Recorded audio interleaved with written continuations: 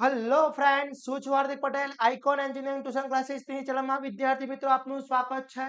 Diploma semester 3 civil બ્રાન્ચની અંદર જે સબ્જેક્ટ આવે છે BTE બેઝિક ટ્રાન્સપોર્ટેશન એન્જિનિયરિંગ. તો આજના આ વિડીયોની અંદર આપણે ચર્ચા કરવાના છે સેમેસ્ટર 3 BTE ના most and very most IMP questions કે જીટીયુ ની એક્ઝામમાં તમને ખૂબ જ ઉપયોગી થવાના છે. આ જે ક્વેશ્ચન્સ હું અહીંયા પ્રોવાઈડ કરું છું બધા જ ક્વેશ્ચન્સ તમે પરફેક્ટલી રેડી કરી લો છો તો અહીંયાથી જ તમારું પેપર સેટ થવાનું છે.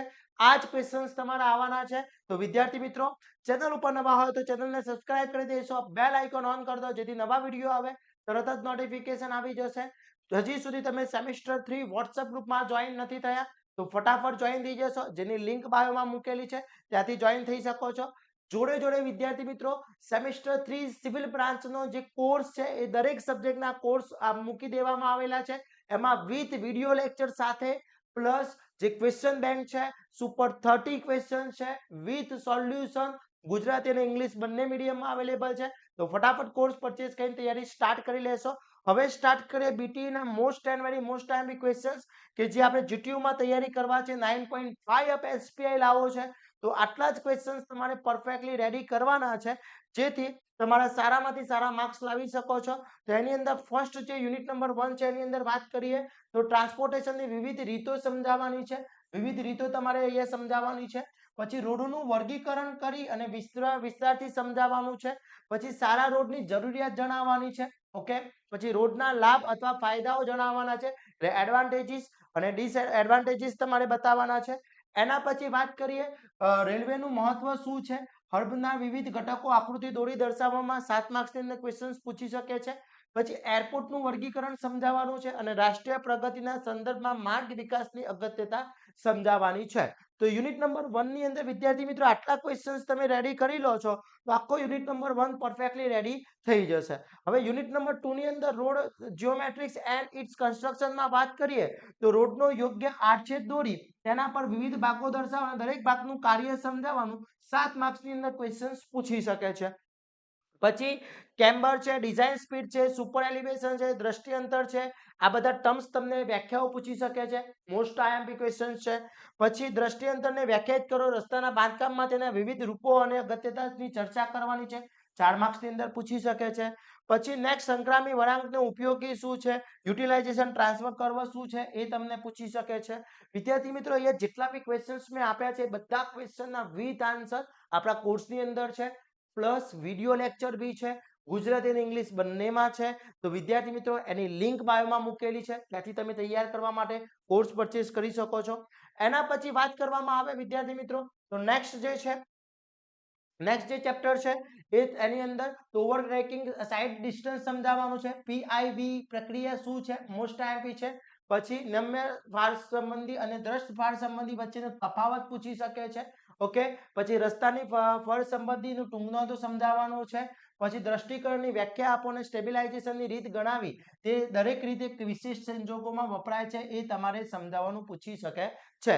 પછી explain the method of mechanical composition, most IMP question છે. explain need for each method of soil stabilization, એટલે કે સોઇલ સ્ટેબિલાઇઝેશનની રીત ગણાવી અને દરેક સમજાવવાનું ક્વેશ્ચન્સ પૂછી શકે છે. પછી ડામરના જુદા જુદા પરીક્ષણો પર સમજાવવાના છે. રોડ સાઇડ વનીકરણની અગત્ય, આજુબાજુ કેમ આપણે વનીકરણ કરવું જોઈએ, શા માટે. પછી રોડ સાઇડના એરોબિક કલ્ચર સમજાવવાનું પૂછી શકે છે. પછી એગ્રીગેટ માટેનું ક્રોસિંગ વેલ્યુનું પરીક્ષણ મોસ્ટ આઈએમપી છે.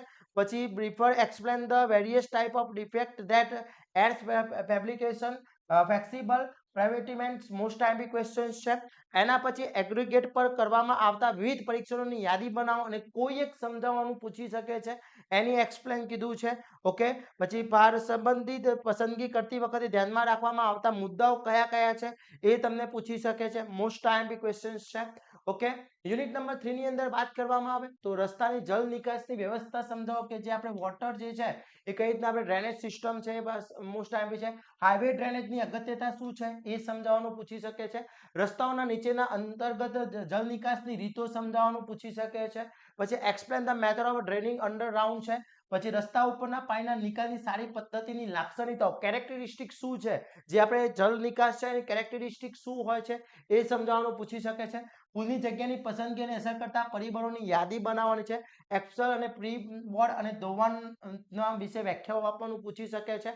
પછી છે ઇકોનોમિક સ્પેમ છે, લિનિયર વોટરવે છે, પુલની લંબાઈ છે એની વ્યાખ્યાઓ છે. પછી કરકસરયુક્ત ગારો એટલે કે ઇકોનોમિક સ્પેન માટેનું સૂત્ર મેળવો અને મોટી ધારણાઓ લખો. ઓકે, પુલના ભાગો આકૃતિ સહ સમજાવવાનું પૂછી શકે છે. પછી આદર્શ પુલની જરૂરિયાત શું છે, આઇડલ બ્રિજ છે એની રિક્વાયરમેન્ટ શું છે એ ક્વેશ્ચન્સ પૂછી શકે છે. પછી પુલના પિયર્સના પ્રકારના નામ લખીને કોઈ પણ બે સમજાવો. પછી નેપ્રો એર બેરિંગ અને rocker roller bearing most IMP છે. પછી પુલ પરના સુપર સ્ટ્રક્ચરનું નિરીક્ષણ કરતી વખતે શું ધ્યાનમાં લેવું જોઈએ એ most and very most IMP question છે. પછી પુલના નિરીક્ષણનો રિપોર્ટનું હેતુ, જરૂરિયાત અને ઉપયોગી શું છે એ મોસ્ટ આઈએમપી છે. પછી પુલ માટેની વિવિધ ખામીઓની ચર્ચા કરો, જે ડેમેજ છે એ શું છે એ સમજાવવાનું પૂછી શકે છે. ઓકે, એના પછી વાત કરીએ યુનિટ નંબર 4 ની અંદર રેલવે એન્જિનિયરિંગમાં, તો સ્લીપરના કાર્યો જણાવવાના છે, બેલાસ્ટના કાર્યો જણાવવાના છે, ભારતમાં રેલ ગેજ કઈ કઈ છે, કયા ટાઈપની છે, રેલના સાધનના કાર્યો જણાવવાના છે, આદર્શ રેલવે સાધનની ખાસિયતો પર ચર્ચા કરવાનું પૂછી શકે છે. પછી ગેજની વ્યાખ્યા આપો, ગેજ શું છે તેના પ્રકાર ગણાવી તેની અંતિમ પસંદગી અને અંગેના નિર્ણયોમાં વિચારવામાં લેવાતા વિવિધ પરિબળો કયા છે, કયા કયા ઇફેક્ટ આવતા હોય છે એ તમારે પૂછી શકે છે. એના પછી રેલપથના બાંધકામ અને મરામતના સિવિલ એન્જિનિયરિંગ ટેકનિશિયનની ફરજો શું છે એ પૂછી શકે છે. પછી રેલપથના ગેજની એક સૂત્રતા પર ટૂંક નોટ લખવાનું છે, મોસ્ટ આઈએમપી ક્વેશ્ચન છે. ભારતીય રેલવે ધોરણ મુજબ રેલપથનો આડછેદ દોરવાનું છે, રેલછેદનો આડછેદ દોરી અને તેના નામો ભાગોના નામ તમને પૂછી શકે છે. ગેજની સમાનતાના ફાયદાઓ શું છે, ઓકે, એ પૂછી શકે છે. પછી રેલવેનું મહત્વ શું છે, રેલવે સ્ટેશનના કાર્યોની યાદી તમને પૂછી શકે છે. પછી માર્શલિક યાર્ડના કાર્યો જણાવવાના પૂછી શકે છે. રેલવે ટ્રેકની દૈનિક નિભાવવાની વિશેષ સમજાવવાનું પૂછી શકે છે. રેલવે ટ્રેકની સપાટી પર ઉદ્ભવતી ખામીઓ કઈ કઈ છે એ તમારો most and very most IMP question છે. ઓકે, એના પછી વાત કરવામાં આવે વોટર ટ્રાન્સપોર્ટેશન એન્ડ એરવેઝ ની અંદર, તો ભારતના મુખ્ય બંદરોની યાદી કઈ કઈ છે અને કોઈ એક વિશેષ સમજાવવાનું છે. સાર હર્બની જરૂરિયાત શું છે એ સમજાવવાનું પૂછી શકે છે. હર્બરના વિવિધ ઘટકો આકૃતિ દોરી પૂછી શકે છે. પછી પિયર્સ છે, જેટી છે, ડોલ્ફિન છે, મોસ્ટ આઈએમપી છે. વર્ક અને જેટી વચ્ચેનો તફાવત પૂછી શકે છે. પછી બ્રેક વોટરની જરૂરિયાત શી છે, દિવાલ પ્રકારના બે બ્રેક વોટર વર્ણવો છે. પછી એરક્રાફ્ટના ઘટકો જણાવો, દરેકનું કાર્ય તમને પૂછી શકે છે. એરોપ્લેનના 3 કંટ્રોલ સમજાવવાના પૂછી શકે છે. ઓકે, પછી એરક્રાફ્ટની વિવિધ લાક્ષણિકતાઓ પૂછી શકે છે. પછી એરપોર્ટ માટે યોગ્ય સ્થળની પસંદગી કરતી વખતે કઈ કઈ બાબતો ધ્યાનમાં લેવી જોઈએ એ મોસ્ટ આઈએમપી ક્વેશ્ચન છે. એરપોર્ટ પ્લાનિંગ માટે ધ્યાનમાં લેવામાં આવતા પરિબળો કયા કયા છે, એરપોર્ટના વિવિધ ઘટકો જણાવો અને તેમાં પ્લાનિંગની પાસાઓ કયા કયા છે, હેંગર્સનું કાર્ય શું છે, હેંગર્સની જરૂરિયાત શું છે અને ટર્મિનલ બિલ્ડિંગમાં કઈ કઈ સગવડો હોવી જોઈએ. તો આટલા ક્વેશ્ચન્સ છે વિદ્યાર્થી મિત્રો, most and most IMP question છે. આ બધા જ ક્વેશ્ચન પરફેક્ટલી કરી લેવાના છે એટલે આખું જીટી નું પેપર આમાંથી જ આવશે.